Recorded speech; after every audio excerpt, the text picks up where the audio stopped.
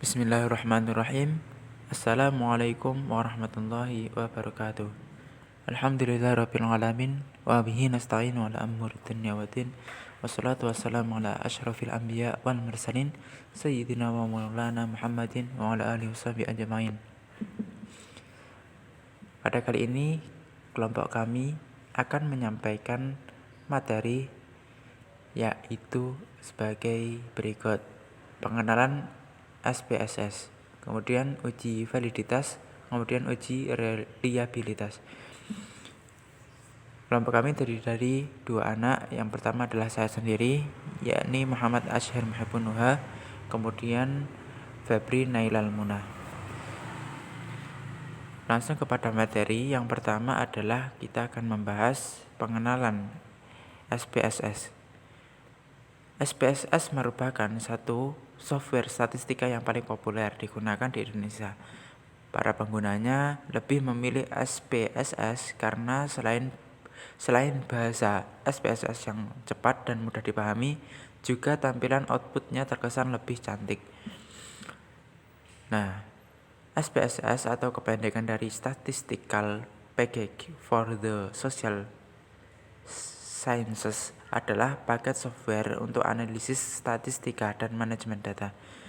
Kemudian SPSS mengolah data dalam menyelesaikan permasalahan statistika seperti di bidang bisnis dan penelitian, menjadikan SPSS menjadi alat analitik yang prediktif. Sebenarnya nama SPSS sudah berubah dari tahun 2009 menjadi PASW. Namun, nama SPSS lebih dikenal oleh kalangan umum. Rilisan terbaru SPSS pada akhir tahun 2013 adalah IBM SPSS Statistik 22.0. Kemudian selanjutnya adalah kita akan mencoba mengenali bagian-bagian atau tampilan user interface. Dalam penggunaannya, perangkat lunak menjalankan beberapa jendela program Windows untuk melakukan suatu analisis data. Kemudian berikut beberapa tampilan dan bagian-bagian dari jendela. Yang pertama adalah dialog IBM SPSS Statistik. Nah, berikut adalah tampilannya. Windows ini secara default ditampilkan ketika pengguna membuka perangkat lunak SPSS. Dialog ini menyediakan beberapa kolom shortcut, yaitu new file,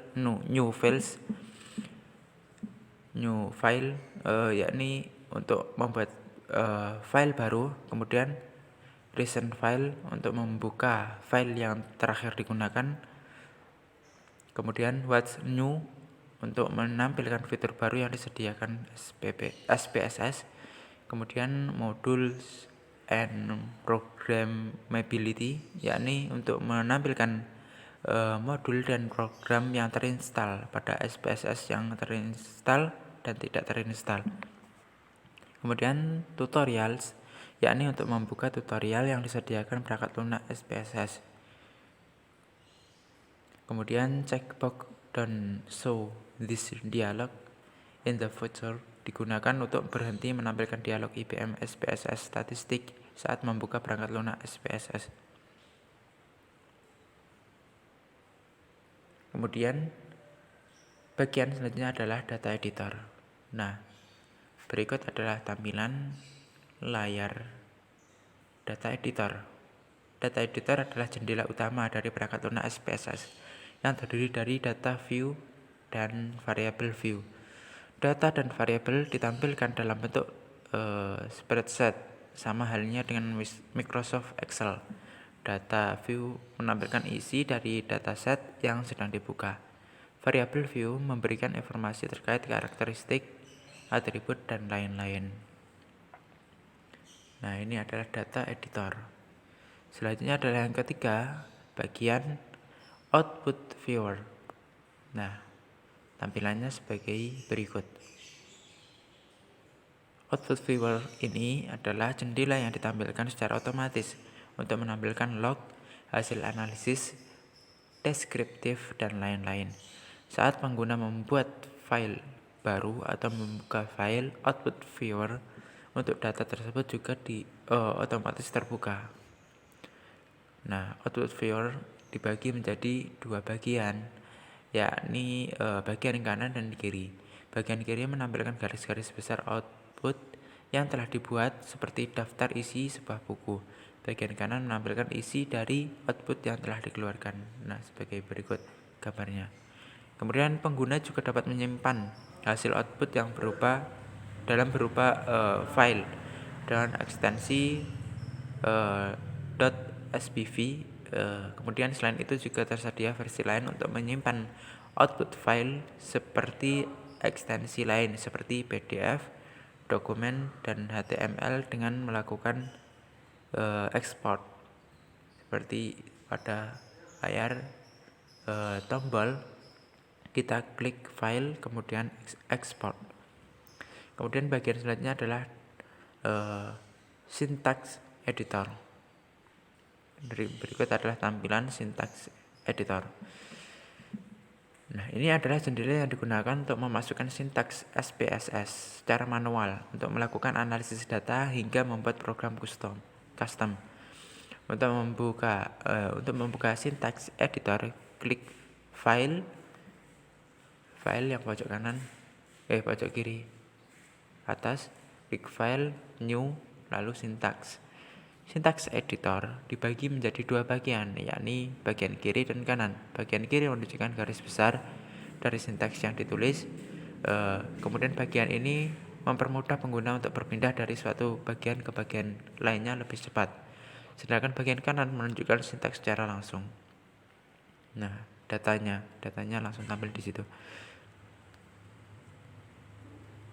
Nah, selanjutnya materi akan disampaikan kepada saudari kita, yakni saudari Febri Nailal Muna. Uji validitas. Validitas adalah ketepatan atau kecermatan suatu instrumen dalam pengukuran. Dalam pengujian instrumen pengumpulan data, validitas dibedakan menjadi validitas faktor dan validitas item. Validitas faktor diukur bila item yang disusun menggunakan lebih dari satu faktor, yaitu apabila antara faktor satu dengan faktor yang lainnya ada kesamaan. Untuk pengukuran validitas faktor ini dengan cara mengkorelasikan antara skor faktor atau penjumlahan dari item dalam satu faktor dengan skor total faktor atau total dari keseluruhan faktor. Sedangkan untuk pengukuran validitas item yaitu dengan cara mengkorelasikan antara skor item dengan skor total item. Validitas item ditunjukkan dengan adanya korelasi atau dukungan terhadap item total. Bila kita menggunakan lebih dari satu faktor, berarti pengujian validitas item dengan cara mengkorelasikan antara skor item dengan skor faktor. Kemudian dilanjutkan dengan mengkorelasikan antara item dengan skor total faktor atau penjumlahan dari beberapa faktor. Nah, dari hasil perhitungan korelasi, maka akan didapat suatu koefisien korelasi yang akan digunakan untuk mengukur tingkat validitas suatu item dan juga untuk menentukan apakah suatu item tersebut layak digunakan atau tidak. Dalam menentukan layak atau tidaknya suatu item yang digunakan, biasanya digunakan uji signifikasi valid jika berkorelasi signifikan terhadap skor total. Untuk teknik pengujian SPSS yang sering digunakan untuk uji validitas yaitu menggunakan korelasi bivariate percent dan juga corrected item total correlation. Untuk yang bivariate percent, analisis ini digunakan dengan mengkorelasikan masing-masing skor item dengan skor total. skor total adalah penjumlahan dari keseluruhan item. Nah, item-item pertanyaan yang akan berkorelasi signifikan dengan skor total menunjukkan item-item tersebut mampu memberikan dukungan dalam mengungkapkan apa yang ingin diungkapkan. Selanjutnya, untuk rumus korelasi person itu didefinisikan dengan RXY sama dengan N dikali stigma XY dikurangi stigma X dikali stigma Y dibagi dengan akar N dikali stigma X kuadrat dikurangi stigma X yang dikuadratkan, kemudian dikali dengan N dikali stigma Y kuadrat dikurangi stigma Y yang dikuadratkan. Kemudian untuk keterangannya, RXY itu merupakan koefisien korelasi antara variabel X dan Y. Kemudian untuk N itu merupakan jumlah responden. Kemudian untuk yang stigma X itu merupakan jumlah dari skor butir soal. Sama dengan stigma Y yang merupakan jumlah dari skor total soal. Kemudian untuk yang stigma X kuadrat itu merupakan jumlah skor kuadrat butir soal. Sedangkan untuk yang stigma Y kuadrat itu merupakan jumlah skor total kuadrat butir soal. Selanjutnya, nilai R hitung itu dicocokkan dengan R table produk momen pada taraf signifikan 5%. Jika R hitung lebih besar dari R table 5%, maka butir soal tersebut valid. Uji reliabilitas. Uji reliabilitas digunakan untuk mengetahui konsistensi alat ukur. Apakah alat pengukur yang digunakan dapat diandalkan dan tetap konsisten jika pengukuran tersebut diulang. Reliabilitas berarti dapat dipercaya, artinya instrumen dapat memberikan hasil yang tepat. Alat ukur instrumen dikategorikan reliable jika menunjukkan konstanta hasil pengukuran dan mempunyai ketetapan hasil pengukuran, sehingga dapat terbukti bahwa alat ukur tersebut benar-benar dapat dipertanggungjawabkan kebenarannya. Yang pertama di sini terdapat reliabilitas skala. Untuk mengukur reliabilitas skala dapat digunakan rumus Cronbach alpha yang didefinisikan sebagai berikut. RT atau koefisien reliabilitas instrumen itu sama dengan banyaknya butir pertanyaan yang sahih dibagi dengan banyaknya butir pertanyaan yang sahih dikurangi 1, kemudian dikalikan 1 dikurangi stigma dari jumlah varian butir dibagi dengan stigma varian skor total. Kemudian untuk perhitungan uji reliabilitas skala itu diterima jika hasil perhitungan R hitung lebih besar daripada R table 5%. Kemudian yang kedua di sini terdapat reliabilitas tes. Untuk mengukur reliabilitas tes menggunakan rumus KR20. Adapun rumus KR20 itu didefinisikan sebagai RT atau reliabilitas tes sama dengan banyaknya butir dibagi dengan banyaknya butir dikurangi 1, kemudian dikalikan dengan varian total dikurangi stigma dari perkalian proporsi subjek yang menjawab soal dengan benar dengan proporsi subjek yang menjawab soal dengan salah, kemudian dibagi dengan varian total lagi.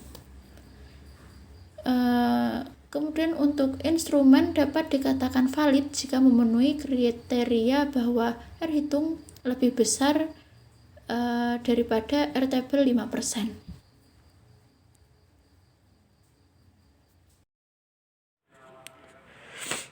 Baik, terima kasih atas perhatiannya. Kita cukupkan materi uji validitas dan uji reliabilitas. Untuk selanjutnya bisa diakhiri terlebih dahulu. Bisa dilanjutkan melihat video yang telah kami buat juga selanjutnya setelah ini, berupa praktek langsung dalam aplikasi SPSS mengenai pengujian validitas dan reliabilitas. Terima kasih. Wassalamualaikum warahmatullahi wabarakatuh.